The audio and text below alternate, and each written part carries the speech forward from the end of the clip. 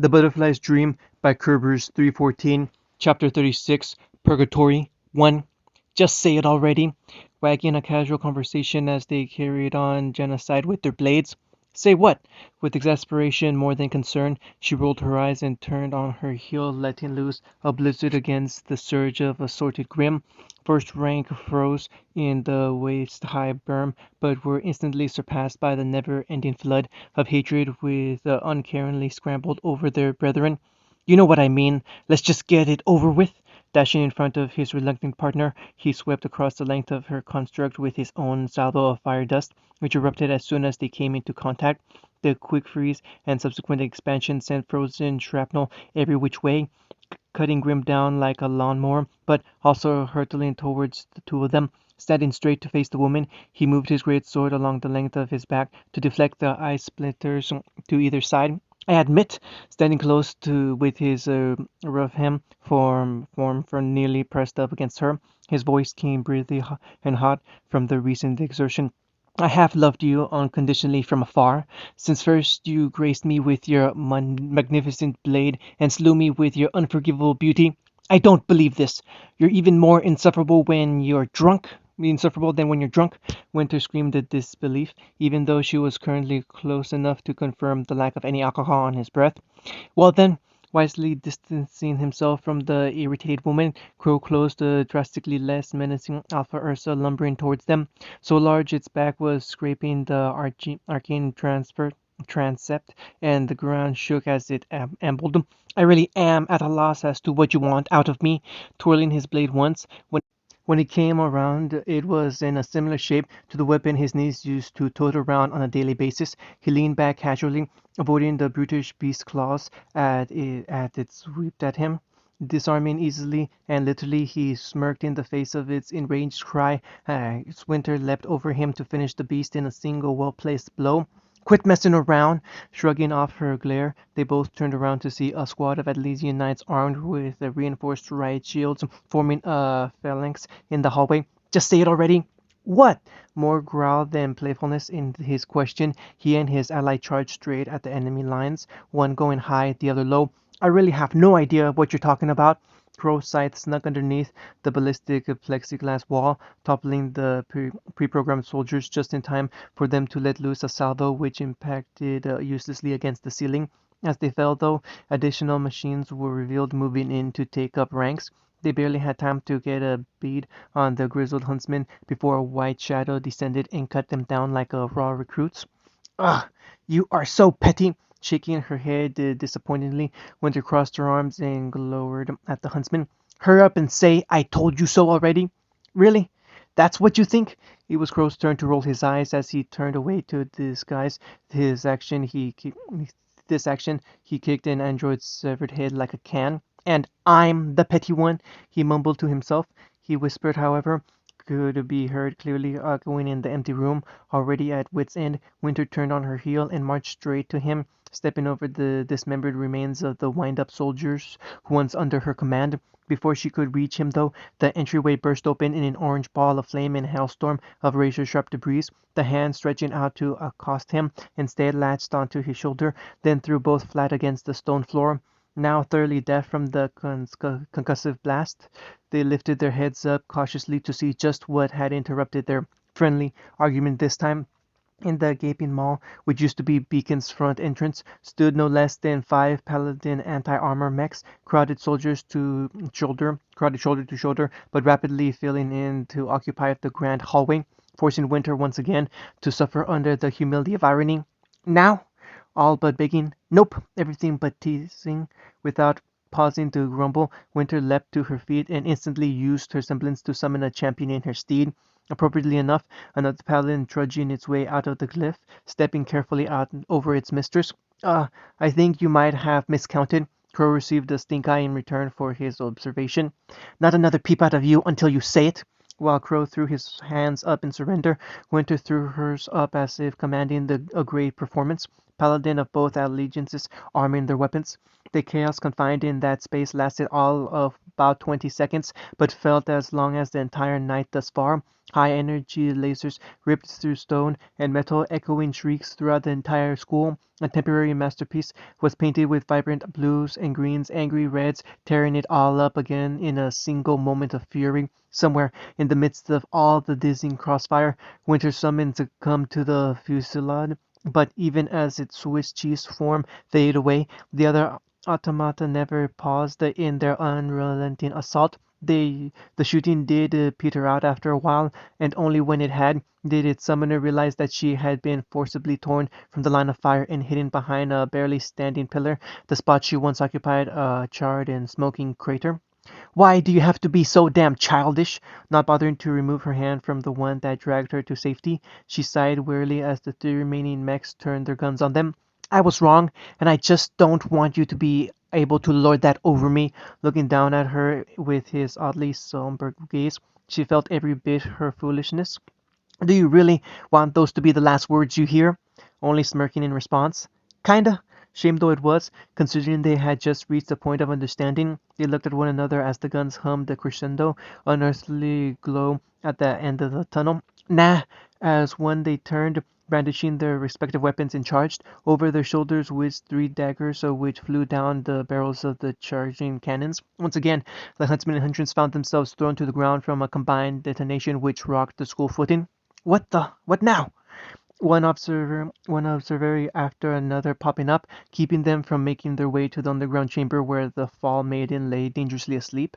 With all the abuse they had suffered in the past hours, Crow wondered if the ringing in his ears would become permanent tinnitus, and planned to sue whoever he could for the damage. Also, wondering if his brain wasn't damaged as well, for even though he was dry as a desert, looking through the chalky clouds of dust was a sight he couldn't have dreamed in the deepest drunken haze. Ruby, with her sights poised above one of the felled paladins, its hydraulics moaning, begging for it to be spared. The blow was both graceful and merciless, executed perfectly. The grizzled old huntsman who knew the technique anywhere. Who the heck are you? Winter asked for him, his mouth referring to cooperate. And what are you doing here? All students should be evacuating. It was a stupid thing to say, as they both knew that every last one was fighting for their lives. Looking as if he knew this too, the newcomer spared Winter a passing glance before turning to Crow. Where is she? I don't know. Surprised only that he answered, now that he knew whom the blonde was asking about. The students are taking care of civilian evac. When we separated, the general supported our retreat from the stadium and ordered Winter to help secure the underground chamber. I tagged along thinking they were going to escape to Vale. Did they? Crow shook his head woefully. Neither group made it. Vale's already been overrun. The militia's been called up, but it's slow because someone took down the communications. Meanwhile, we've been having a hell of a hard time trying to get underground. Nervous for some unfathomable reason under that baleful stare, he fidgeted and looked away. I'm sorry. Winter's face was priceless, and any other time he would have loved to snap a pic for later blackmail, but he was too much expectant for the strike which would take off his head to even now, a blow which never came. Don't worry about it, but the maiden. Don't worry, he repeated, addressing Winter this time. I've taken care of it. What do you mean you've? A hand gesture cut her off. In another time, and another place, Crow never would have silenced the ferocious woman so disrespectfully for fear of life and limb, but the expression he wore declared resoundly that there were extenuating circumstances. If I knew my niece, Yang's not going anywhere without her sis, so she's around without a doubt.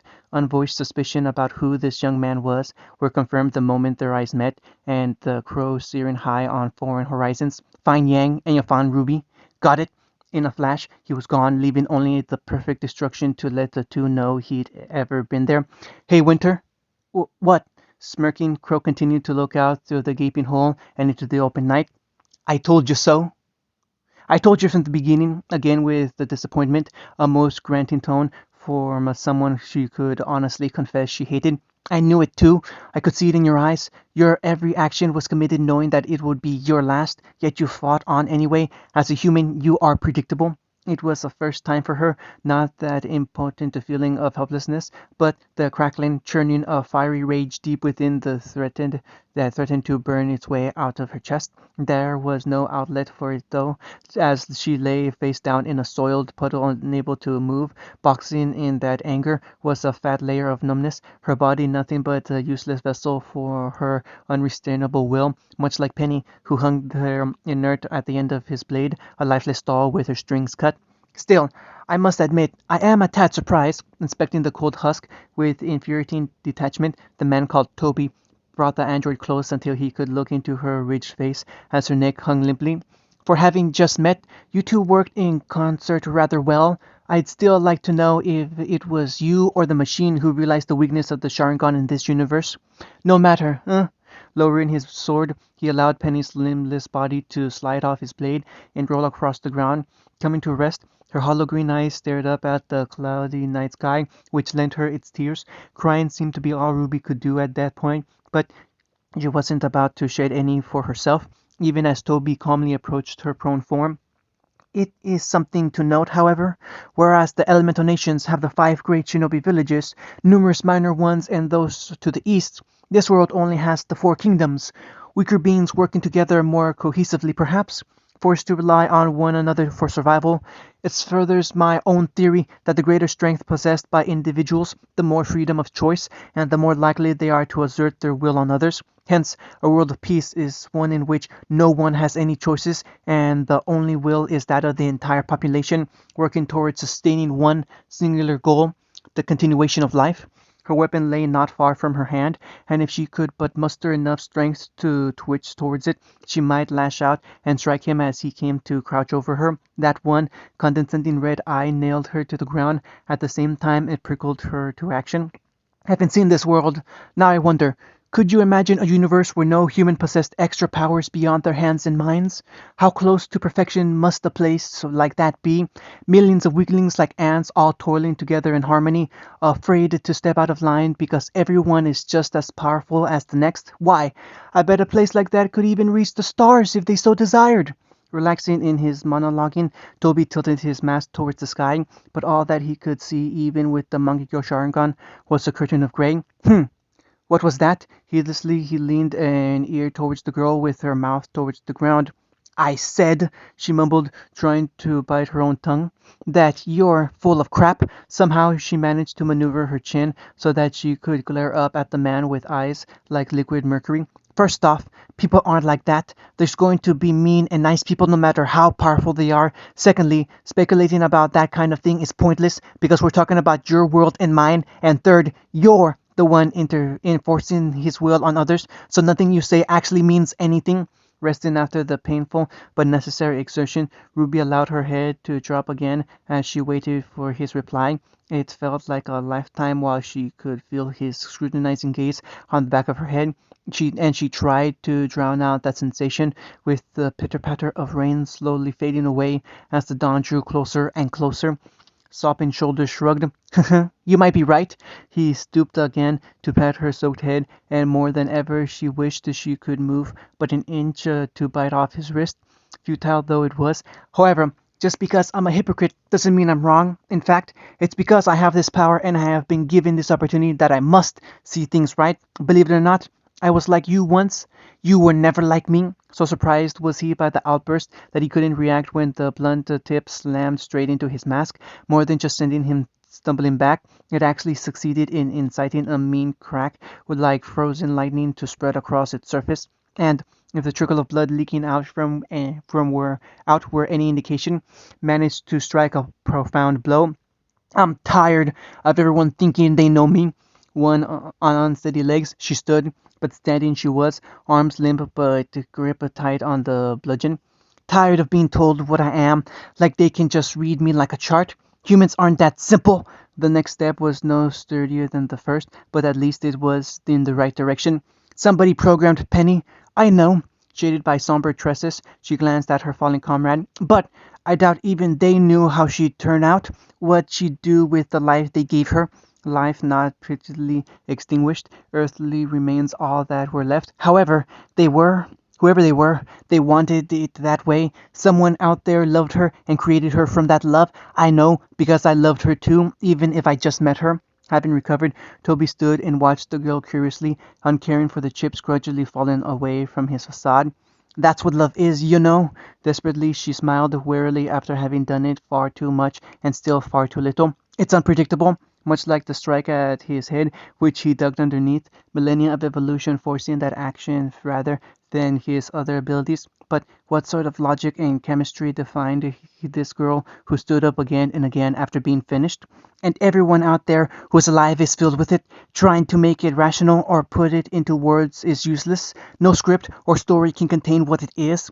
Uncontained, unrestrained, she accelerated at Toby, who was ready this time with annoyance and sword held in defense.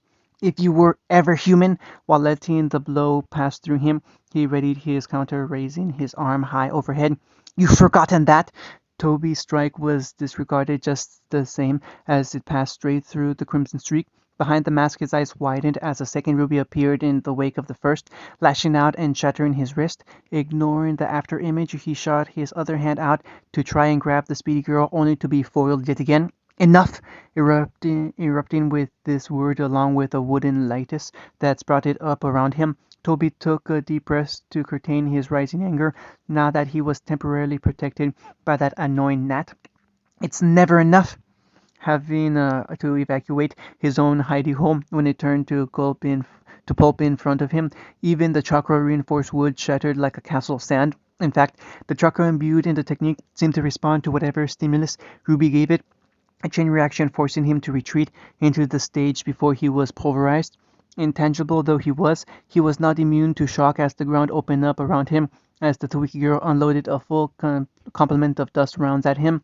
The chase not ending there, solid objects fell away as easily as the motes of sleep underneath her hammering blows, never giving him a chance to retaliate. You know, I really ought to just kill you. Passing through her, he spun on his heel and unleashed several elemental attacks in succession, emulating the technological feats of the Colosseum as he reshaped the landscape. When he finished, all that remained was a newborn planet, still going through an identity crisis. Then do it, walking out from behind an icy mound that was practically melted from a lava flow. Because because it'll never get easier. I'm always going to be myself, but every minute, every second of life, I'm going to get stronger. The glow from molten rock lit up her marred face and highlighted the knowing smirk. By being the girl who trusts people too easily and gets hurt because of it, the one who rushes headlong into things because I know it'll come out all right in the end. Not to mention the person who's going to keep getting up time and again to defy idiots like you who just want to see a dream or nightmare and never the world for what it is. You know, I don't think I will. Something else had survived the tectonic shift of the field, and Toby revealed it now, holding it up like a rag doll from the scruff of a shredded dress. Instead, I'm going to take everyone else from around you one by one until you wish you were dead, until you see that the only kind of peaceful world is one of fantasy, of dreams. My dream. Once again, he examined Penny's remains closely, and the time only for a passing thought. Ruby thought she looked over to see a spark behind those glassy green eyes. Even if she had only imagined it, there was no mistake. There was no making up the flicker of life felt by all. Do robots dream? Assuming, of course, that there is anything left alive in there. I wonder what she is thinking about. Probably about how dark and lonely it is, or maybe just at what point death will come. I suppose it depends on how long her batteries last, or how nice I feel. Rui resisted the urge to shout something trite like "Let her go," knowing what that kind of banter was worse than useless. Instead, she settled for the far greater possibility of striking him down with her venomous gaze. When you die, can it even be considered death? Two hollow shells face to face, almost touching orange and porcelain. Where will that supposed soul of yours go if you should get there and see Rin? What a silly thought. Machines can no more go to heaven than cats or dogs. This dog will. The mechanical torso was ripped from his grip before he could avoid the fury projectile that had been rocketed his way. Without the chakra normally associated with humans and even Ninken, Toby had failed to notice the beast before it had already snatched up his prize in its amazingly strong jaws and rebounded to its master. Good fetch, Swy! with oblivious joy only a dog can convey. The tiny little corgi deposited what remained of the android at his master's feet and eagerly awaited his next assignment.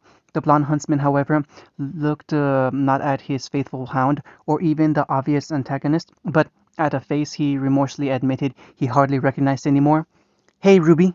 There was never any chance of forgetting, though, for either of them. The identity was less a face twisted in guilt, and more a mixed bag of memories both good and ill. Dad, the biggest surprise of all, was how much she longed to see him, and hadn't realized until she did. "What are you doing here?" "What, a father can't come to see his daughter once in a while?" More else, and with bitter irony he uttered the line which had existed only in his fantasies. "I wanted to see you. I was evacuating with everyone else when I ran into Ironwood. He let slip that you weren't with the others, so I stayed to look for you." Trying to keep up that smile on his face only made it more tragic. At home with his haggard and lovely looks, which probably didn't benefit from fighting his way through the stadium, with no one at home, he had stopped trying to keep his stubble at bay and let it grow into a bushy, unkempt beard, which obviously hadn't been washed in days like the rest of him. Wrinkled, baggy clothes effortlessly applied and hiding a hint of a paunch on his once flat stomach, it would have been nice to compare his outward appearance to her internal struggles the past several years, if not for the fact that she was sure underneath this surface was a sight far worse. But not now. Oh, how she longed for this moment, but never planned for it in her wildest dreams. Such was life, never doing quite what was expected. "I'm sorry it took me so long." At his feet, Swy cocked his head at the clenched and shaking fist. "Those white fangs, guys. No, it was me all along. I was never strong enough to face you. Dad, how touching." Sleepless eyes widened as the voice crawled over his shoulder, and the loyal guard dog was frustrated, snapping at the heel of a ghost. "Not to mention convenient for me, but death wasn't to toll for Taiyang that day. Not yet, at least. The ringing as metal met metal as the sound of his salvation. I'm amazed. Taiyang was amazed too that he could have dropped his guard so easily, that such speed existed. One would have thought that you resented him for what he has done, not just the speed with which the orange masked man moved behind him, but how quickly she came to his defense. Who knows? Maybe I do. Like flying across the arena to catch the sword before it could do its damage. She didn't really thought about it. I guess I still love him, and that's why it hurts. Even with the enemy's weapon caught in the hooked rod of the revolving chamber, she was struggling against the blow that was meant to kill. Had Toby been holding back against her that entire time? But looking back was risky, but a chance she had to take. "He's still my dad, you know." "Not very wise admitting that." Ty bit his tongue when the foot kicked him in the chest. With so little aura there, it hurt, but far less, he was sure, than what Toby would have done should his daughter not have knocked him back in time. "Go, Dad!" shouting back over her shoulder while she kept the masked man at bay. Now with both hands, Toby cocked his head in a parody of amazement. How is this possible? The blond huntsman found himself improbably agreeing with the villain in this circumstance. Everything that had happened since seeing his daughter again had been the same kind of insanity as before, the kind that he just had no idea how to deal with. He felt lost and helpless all over again. "Quit sitting there, grab Penny, and go!"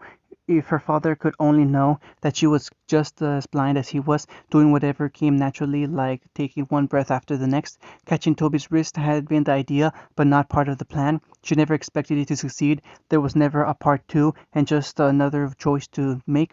"No, I can't just leave you with this," making his own decision at last, and standing up, a choice made with his heart, but the wrong one. "I can't, not again." "That's why you're the only one who can." The shock of having the girl grab him through his phasing abilities lasted only long enough for Toby to realize that he could just break her grip with strength, with a simple twist of his wrist, so the sword broke free from the Kabutori's stronghold. He aimed a strike that would scalp the girl if she hadn't dug underneath it. The foot he was about to lash out with was battered away off the side with the handle of the weapon before she shot out one of her own, blocking with his knee, bringing his raised blade back down, only to have it parried again. A jarring blow that met his own with all the weight carried behind that solid weapon. "Please, if you still love me." Her opponent more jarred than herself, Ruby aimed the kick at the man's supporting leg, which predictably passed right through and dangerously exposed her side to the man. Being socked in the jaw was preferable to the razor edge which passed within a hair's breadth of her spine, but it still stung viciously and sent her staggering, and her back foot, not to mention left her susceptible to the following lunge aimed to pierce her kidney. Not thinking, just doing, grabbing the plunging blade with her bare hand and yanking the man into her strike. Take Penny and go! It was true. He could no longer recognize the girl. No, Huntress fighting for her life in front of him, just as he was sure that he couldn't recognize the shaggy, wretched man in the mirror. In the time spent apart, he had grown weaker and her stronger than he could have ever imagined, than he or his late wife ever could have dreamed of. He would have said that she looked like her mother, save for that she really didn't. You've really grown, he whispered, wiping the last tear from his eyes. She had blossomed into her own person that he would never be able to reconcile with the bite-sized image of his baby girl. To ignore her request would be to disrespect that growth, mistakenly cling to that false ideal until it dragged him down to the bottom of the gutter, of the bottle, of the sea. But could he do it? It would be painful to walk away again after so long building up that courage. It would remind him how useless and pathetic he really was. A problem if he weren't so inured to that concept already. Take care of the dolly sway, unfettered bark in confrontation. Ty readied the package he had been prepared to deliver when first finding his daughter. Daddy's got one more thing to do. Exerting his body more than he had in years, the father of Ruby and Yang dashed towards where the duel had migrated, blasting away at a lackadaisical Toby, who didn't even try to dodge his shots. Skidding to a halt in front of his daughter, he endured her admonishment. "What are you doing?" Enjoying the flash of concern across her face, he smiled another first in a long time. "Your friend'll be fine. It's this dog that's got to earn his ticket back into heaven. You can't fight him." Facing the man, the monster was lazily looking their way, totally uncumbered by these distractions which simply delayed the inevitable. "Did that stop you?" Even bruised and bloodied, the sight of his daughter biting her lips in worry brought back fond memories, also pain of reminding him what he had missed. Compared to that, agony of death was nothing. "I'm sorry, Dad." So delicate, so painful, the hand she placed on his shoulder, still so tiny, enveloped by his own. "Why are you sorry for?" He tried giving a gentle squeeze, which came out anxious, reminding him that this might be the last time. "You're the one who has to put up with her selfish old man." For this, leaving his soul behind as he was accelerated out of the arena, launched by a careful application of her semblance, up and over the wall, his ballistic trajectory was tracked by the merry pup, dragging his new favorite toy as his short legs bounded to catch up. "Don't worry about me, Dad," nostalgically watching as he flew like a shooting star. She had every confidence her father would be fine. She only asked the same of him. "Backup's already on the way."